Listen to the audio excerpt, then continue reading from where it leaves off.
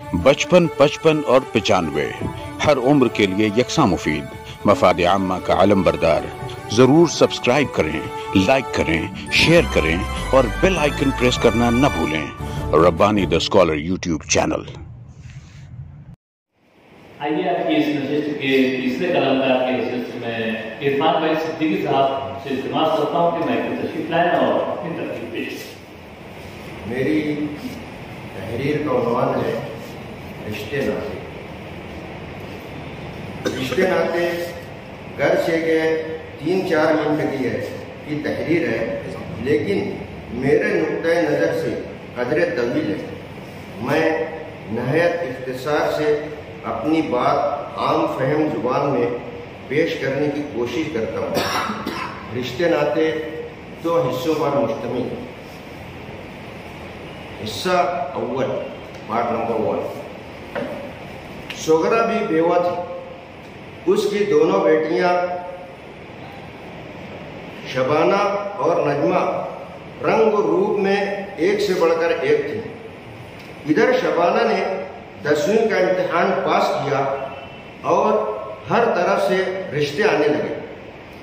कोई 50 लूम वाले सेठ का बेटा तो कोई 100 लूम वाले का बेटा। इनमें एक टीचर का रिश्ता भी था, मगर सोगरा भी को टीचर के रिश्ते में दिलचस्पी नहीं थी। एक तो घर डंडा पटाई वाला, दूसरे तनख्वाह वही 20-25 हज़ार माहाना। पूरी जिंदगी में बस एक घर ही पक्का बनवा लिया तो बहुत है। टीचर की जिंदगी भी कोई जिंदगी होती है। कारखानेदार तो लाखों से कमाते थे, लिहाजा सोगरा भी ने टीचर का रिश्ता ठुकरा कर अहमद सेठ के मंझले बेटे से शबाना का रिश्ता कर दिया। 50-50 लूम के 2 कारखाने और पक्के वार्ड में चौड़ी गली में 3 मंजिला बिल्डिंग। खाता पीता घराना था। जिंदगी की गाड़ी खुशी खुशी रवा थी कि इधर पिछले 1 साल से पावर लूम पर भयानक मंदी छा गई और नुकसानी लगने लगी। आहिस्ता आहिस्ता धंधे में लगी पूंजी खत्म हो गई। अब सूद उधार आने लगा, चेक डिस्काउंट होने लगे। 1 साल में खसारा इतना हुआ कि एक 50 लूम वाला कारखाना बेचकर कर्जा भरना पड़ा और दूसरे कारखाने की भनक थी कि वो भी मारवाड़ी के पास गिरवी हो गया है और अब तो घर में तंग दस्ती रहने लगी। हिस्सा दुआ, पार्ट नंबर 2। जब छोटी बेटी नजमा ने 10वीं का इम्तिहान पास किया तो नजमा के लिए भी बड़े बड़े कारखानादारों के बेटों के रिश्ते आने लगे, मगर सोगरा भी को अब इन कारखानादारों में दिलचस्पी नहीं थी। न जाने कारखाना कब बिक जाए और तांबा काटा का कर्ज चुकाने में खत्म हो जाए। उसे अब की बार टीचर लड़के का रिश्ता पसंद आया। घर डंडा पटाई का है तो क्या हुआ, बंदी तनख्वाह तो थी। मंदा आए, तूफान आए, जलजला आए, सूखा और कहत पड़ जाए, टीचर को तो हर माह तनख्वाह मिल ही जाती है और अब तो 7वां पे भी लागू हो गया था। आगे 8वां, 9वां, 10वां पे भी लागू हो सकता है। भला टीचर को तांबा काटा के खून चूस ब्लड शक्कर व्यापारियों और मंदी से क्या लेना देना। लिहाजा सोगरा भी ने नजमा का रिश्ता कारखानादार सेठों को छोड़कर एक टीचर से कर दिया। अब्बू खां की तजुर्बाकार बूढ़ी बकरी जुगाली करते करते बोली, सोगरा भी वाकई ज़हीन और दूर अंदेश है। थोड़ा सा और कुछ कहना चाहता हूँ दोस्तों। इससे कबल अदारा नसरी अदब की नशिस्त में मैंने मेरी पहली तहलीक गोदी मीडिया पेश किया था, जिस पर मरहूम डॉक्टर इलियास वसीम सिद्दीकी साहब, जनाब डॉक्टर इकबाल बरकी साहब, जनाब नूरुद्दीन नूर सर बदकिस्मती से जो आज हाजिर नहीं है, और एक नौजवान शायद मुश्ताक रफीक, इम्तियाज रफीक शायद, है ना, तुम ही थे ना, ठीक है, ने सैर हासिल तनकीद और तबसरा किया था, जिसकी वीडियो मैं अक्सर और बेशतर सोशल मीडिया पर वायरल करता रहता हूँ। अदारा नसरी अदब की जानिब से अफजाल अंसारी साहब के हाथों एक हरी पेन और एक फूल का नजराना पेश किया गया। दोस्तों, फूल मिलते हैं और फेंके जाते रहते हैं, लेकिन मुझे जिस फूल का नजराना मिला था उसे मैंने संभाल कर रखा है। उस फूल की पंखड़ियाँ टूट कर बिखरती रहीं, लेकिन मैं उन्हें समेट कर एक प्लास्टिक की थैली में जमा करता रहा। इस फूल की खुशबू से आज भी मेरा दिलो दिमाग मुअत्तर है, जिसकी तस्वीर मेरे मोबाइल में भी कोई भी देख सकता है। रह गई हरी पेन की बात, तो साहिबान उस पेन को भी मैंने संभाल कर रखा है। वो मेरे लिए एक ऐसा अनमोल इनाम है कि जिसकी कोई कीमत नहीं लगाई जा सकती। एक शेर है कि शीश है दिल में छुपा है ओ सितमगर तेरा प्यार, शीश है दिल में छुपा है ओ सितमगर तेरा प्यार, जब जरा गर्दन झुकाई देख। इरफान भाई सिद्दीकी से तबलीग पेश कर रहे थे रिश्ते नाते, इस पर जो साहब हम तबसरा करना चाहें उन्हें क्या? इरफान भाई की जो तस्वीर थी रिश्ते नाते, इसमें उन्होंने शुरू में एक लफ्ज़ इस्तेमाल किया, नुक्ता नज़र। आदमी यहाँ से वो नुक्ता निगाह है, इसके ऊपर अगर कोई तहकीक करना चाहे तो कर ले। मेरी तहकीक ये है और मुझे बुलाया जा रहा हमारे तो आप कुछ ठीक है।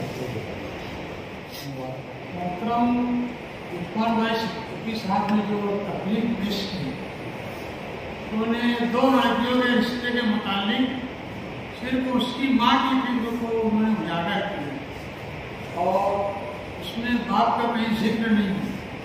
बेहतर ये होता कि वो पहले वालिद के साथ के मुतालिक वजाहत करते कि नजमा और शबाना की माँ बेवा है या उनके वालिद हयात हैं। तो अक्सर होता यह है कि लड़कियों का रिश्ता तय करने में वालिद की सलाह को ज़्यादा अहमियत दी है, लेकिन उन्होंने अपनी तकलीफ में वालिद का जिक्र नहीं किया। जिक्र कर दीजिए, कोई बात मैं आपसे सीखने के लिए बैठा हूँ। और ये जो बात है कारोबारी बात, ये तो पूरी दुनिया में चलता है, नफा नुकसान, कभी धूप तो कभी छाँव। तो हमारा जो शहर है ये पावरलूम शहर, पावरलूम सनत का शहर है, ये उसी की बुनियाद पे चलता है। अगर ये साल 2 साल के लिए कुछ खड़ा जाए तो उसके असरात रिश्ते तय करने पे नहीं आने चाहिए। फिर भी उन्होंने जो मेहनत की है उनके उसके लिए मुबारकबाद। इरफान साहब ने मजबूत बुनियादों पर कहानी बनाई। बचपन से लेकर अभी तक के करीब 25 मरतबा हमारा शहर उस मरहले से गुजर चुका है कि लोग आबाद होते हैं और कुछ दिनों बाद बिगड़ जाए।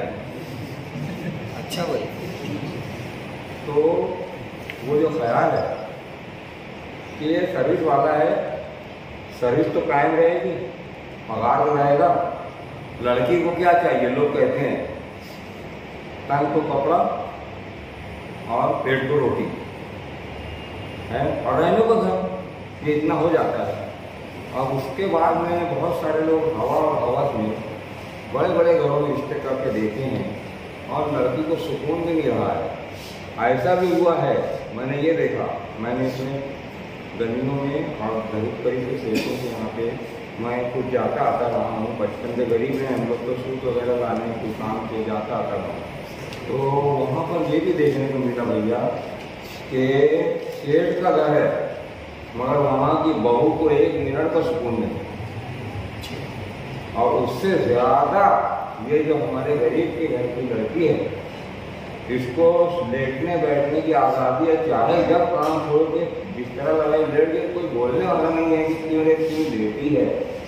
इतना आराम यहाँ पर और इतनी आज़ादी हमारे घरों पर होती है।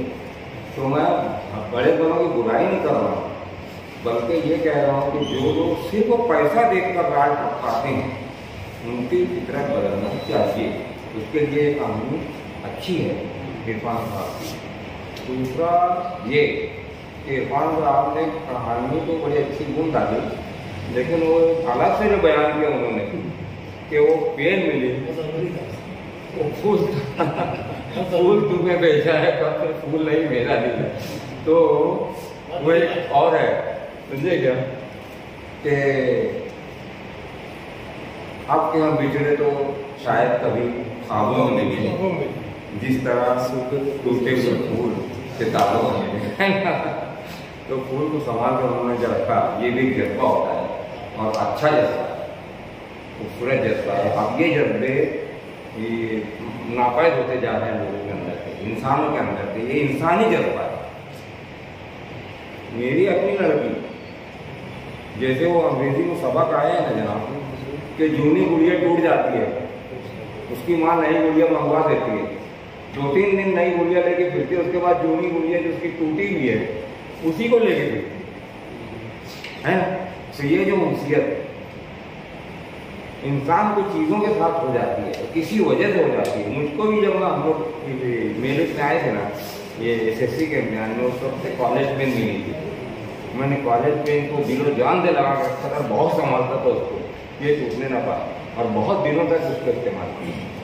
तो ये एक चीज़ होती है कद्रदानी, और किस चीज़ की कद्रदानी होनी चाहिए, चाहे वो छोटी सी पेन ही क्यों हो, लेकिन वो मिले किस बात में ये देखा जाएगा।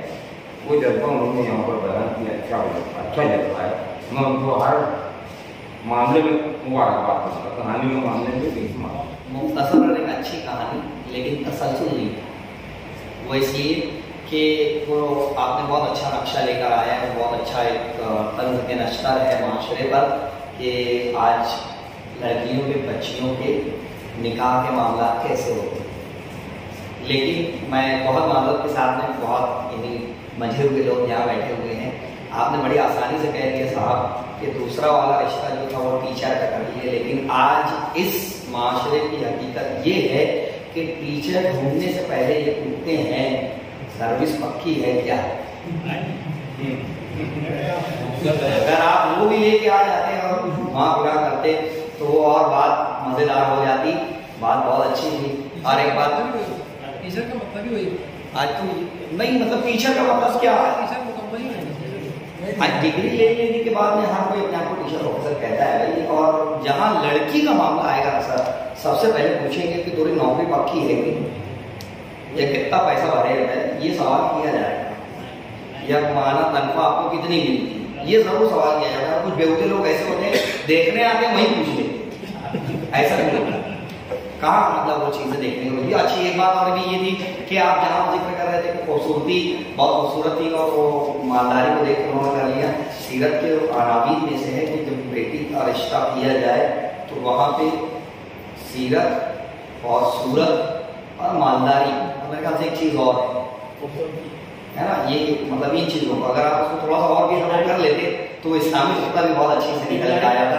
बहरहाल मैं आपको मुबारकबाद पेश करता हूँ कि आपने समाज के इस पहलू को उजागर करने की अच्छी कोशिश की, और इस पे भी मुबारकबाद कि आपने मुझको इस हैकर को एक नौजवान के नाम से याद रखा। बहुत इरफान सिद्दीकी साहब ने एक कहानी पेश की यहाँ पर। इसके अंदर जो 2 पार्ट है कहानी का बयान किया गया है, उसमें एक जहाँ दीदा औरत है, उसकी 2 बच्चियाँ हैं। एक बच्चे को कुर्बान कर देती है और एक बच्चे का रिश्ता जो है एक टीचर से करके वो खुशहाल रहती है।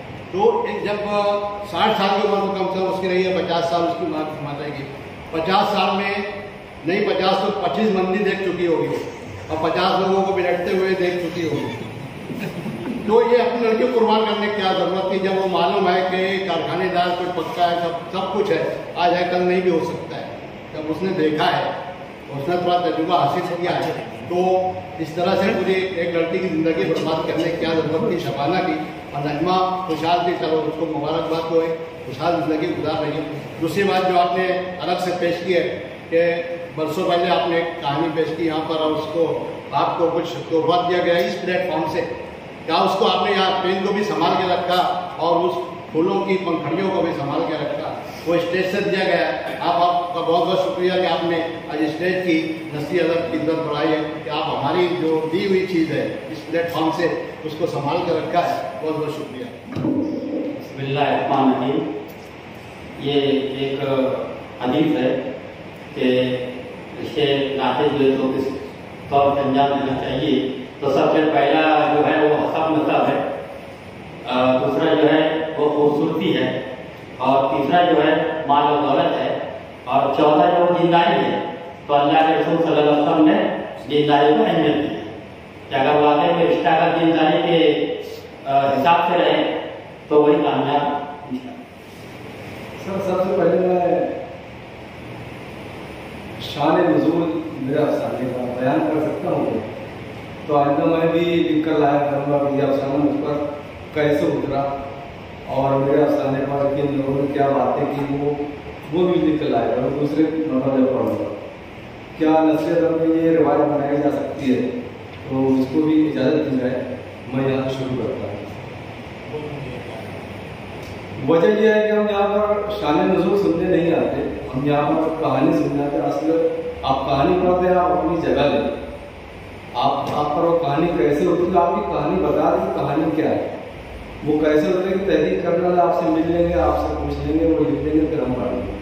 लेकिन हम अपनी ज़बानी अगर आपसे सुनाते हैं तो फिर यहाँ पर एक रिवायत बना लें और हम सबों को इजाज़त दें जो लोग लिखना जानते हैं कि कहानी कैसे आप पर उतरी, आप पर कहानी लिखते हुए क्या होती। तो हम लोग भी लिख कर लाए हैं। अगर इरफान भाई सिद्दीकी को ये इजाज़त है तो हम लोग भी महरूम कर रहे हैं। तो हम लोग भी इसी तरीके से कहानी छोटी सी लाएंगे और शान नुज़ूल इतना बड़ा लाएंगे। वजह इससे पहले भी इरफान भाई ने ऐसा किया था और मैंने ही एतराज़ किया था, अभी फिर एतराज़ कर रहा हूँ। वजह यह है कि हम यहाँ पर आपसे वो तवक्कुल लेकर कतई नहीं आते कि आप ये बातें करेंगे। आप अगर कहानी लाए हैं तो आप कहानी पढ़ दें, आप अफसाना लाए हैं तो अफसाना पढ़ दें, आप मजमून लेकर मजमून पढ़ देना, वो सुनने के लिए लोग हाजिर है। लेकिन आप ये दूसरी बातें करेंगे तो इसके बाद कम अज़ कम मैं यहाँ पर रहूँगा नहीं, मैं उठकर चला जाऊँगा। कोई भी शान नुज़ूल की बात करेगा तो मैं चला जाऊँगा यहाँ से, वरना मुझको भी इजाज़त है और मेरे दोस्तों को भी। दूसरी बात ये कि इरफान भाई ने कहानी जो पहली कहानी थी आपकी अच्छी कहानी थी, लेकिन उसके बाद जो दूसरी कहानी थी उसकी कोई ज़रूरत नहीं थी।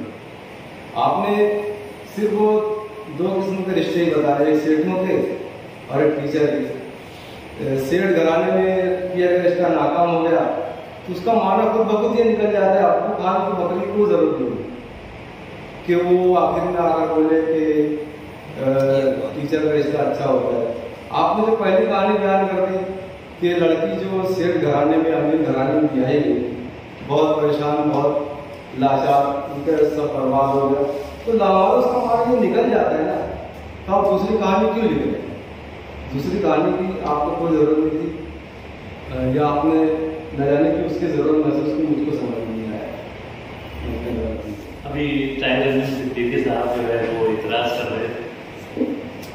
ये समझने वाली बात है जिसे हम आमतौर से बोलते हैं कि कॉमन सेंस की बात है कि अदालत नस्ली अदब है, यहाँ पर तख्लीकात पेश की जाती है, तख्लीकात पेश करना चाहिए, उसमें तनकीद और तबसरा होना चाहिए। ये अपनी अपनी समझ की बातें हैं। खैर, आइए मैं अगले कलाकार की हैसियत से यहाँ पर हमारे दरमियान मौजूद मोहतरम शकील मुस्तफ़ा साहब को आवाज़ देता हूँ, तशरीफ लाएँ और अपनी तरकीब पेश करें। 55, 55 और 95 हर उम्र के लिए यकसा मुफीद, मफाद आम्मा का अलम बरदार। जरूर सब्सक्राइब करें, लाइक करें, शेयर करें और बेल आइकन प्रेस करना न भूलें। Rabbani the scholar YouTube channel. Rabbani the scholar YouTube channel इल्मी, अदबी, दीनी, मिल्ली, समाजी, सकाफती, तहजीबी, फलाही, तिब्बी, फ़न्नी, माशी, तिजारती, माशरती, इंतज़ामी, इनकलाबी, तहरीकी, तहकीकी, तकनीकी, तफ्तीशी, तामीरी, तालीमी व मालूमाती यूट्यूब चैनल। ज़रूर सब्सक्राइब करें, लाइक करें, शेयर करें और बेल आइकन प्रेस करें। Rabbani the scholar YouTube channel.